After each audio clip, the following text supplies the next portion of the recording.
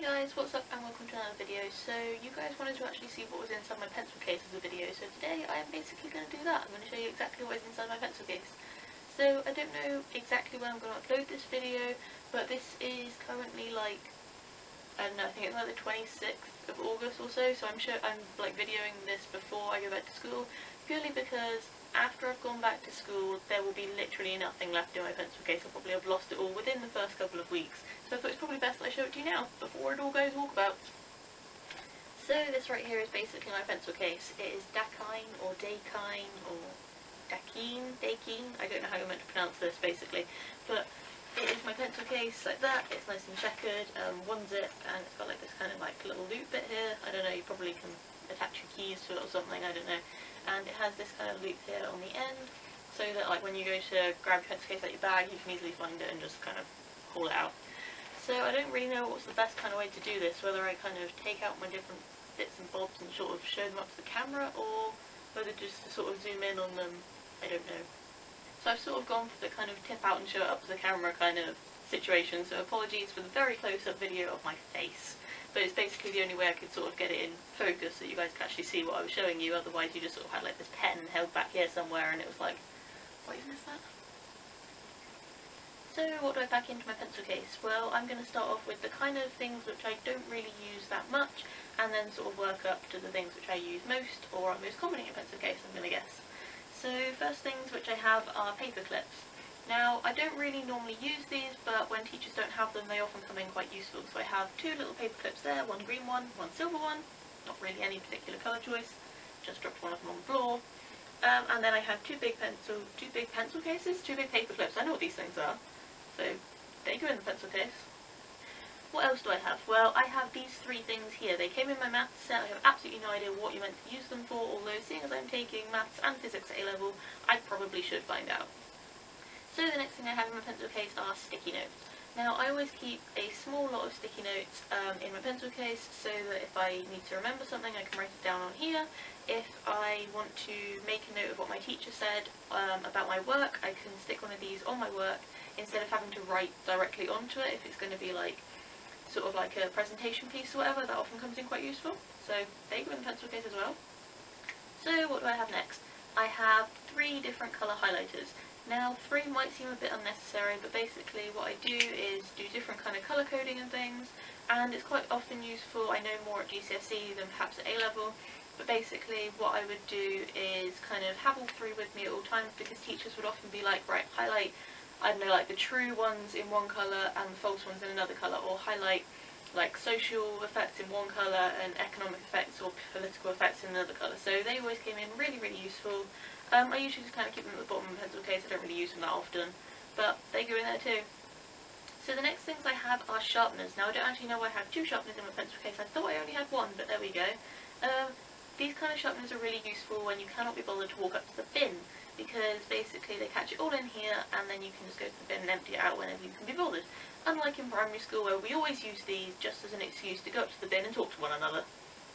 So the next thing I have is a glue stick, because basically I always needed a glue stick in GCSE, and I got one in the later years which proved rather useful, because basically in schools either there isn't a glue stick, or when there is, it's a case of like there's one per class, like so you have to wait forever, or they're always all manky and disgusting, and like you sort of open it up and it's like, dude, how long has that been in there? And you have like just about a hair from everybody in the entire class.